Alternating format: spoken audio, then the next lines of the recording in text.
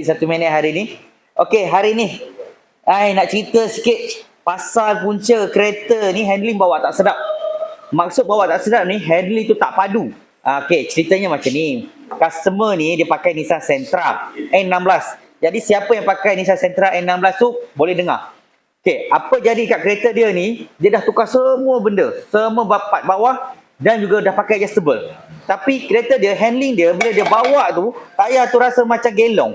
Macam ni, gelong. Dia gelong macam ni. Okey, jadi dia bawa datang cari kami, minta kami setting balik lah. Kereta dia lebih kurang macam tu lah. So, bila kita naik balik elemen, buat elemen straight, tapi tetap jadi macam ni. Okey, so kami cari. Alhamdulillah, jumpa punca dia. Tak tahu apa punca dia? Ni, punca dia. Lower arm. Okey, nampak lower arm dia tak? Baru lagi, cantik. Tak ada koyak. Tak ada koyak. Memang tak ada koyak. Tengok getah dia cantik, bush cantik. Okey, so tengok dia punya ball joint pun okey. Dia punya getah sini pun tengok. Semua okey, semua cantik. Tapi apa masalah dia?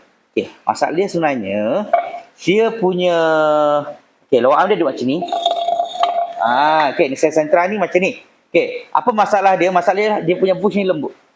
Ni, tengah punya bush ni lembut. Ni dua ni lembut. Okey, bila lembut, kereta dia jadi macam ni, tayar dia. Nampak macam ni. Dia main. Dia main macam ni. Nampak tak? Video jelas? Okey, bila main macam tu, memang handling tu jadi macam ni lah. Nampak? Baru. Nak tahu macam mana saya boleh kesan maklumat ni? Okey, bila saya tanya owner harga part. Okey, ini berapa harga? Ini berapa harga? Ini berapa harga?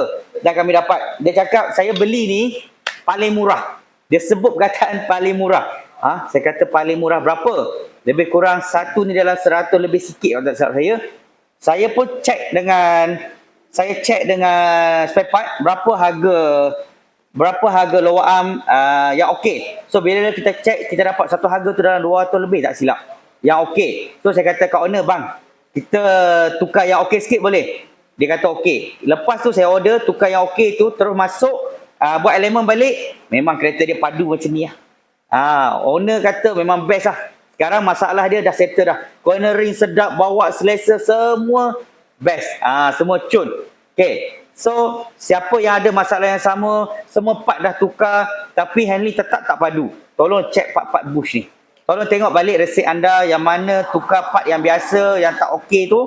Boleh cuba cek balik part tu dan boleh cuba tukar part tu dengan part yang lebih baik. Cuba buat macam tu, insyaAllah anda akan dapat settle masalah anda. So, kalau siapa nak handling kereta dia padu, nak kami tuning kereta bagi sedap, bagi selesa, bagi mantap, bawa sedap, cornering mantap, boleh bawa datang ke Fizi Motorsport Sunway Ipoh. Kami cuba bantu anda. Saya dapat tiap hari ni settle.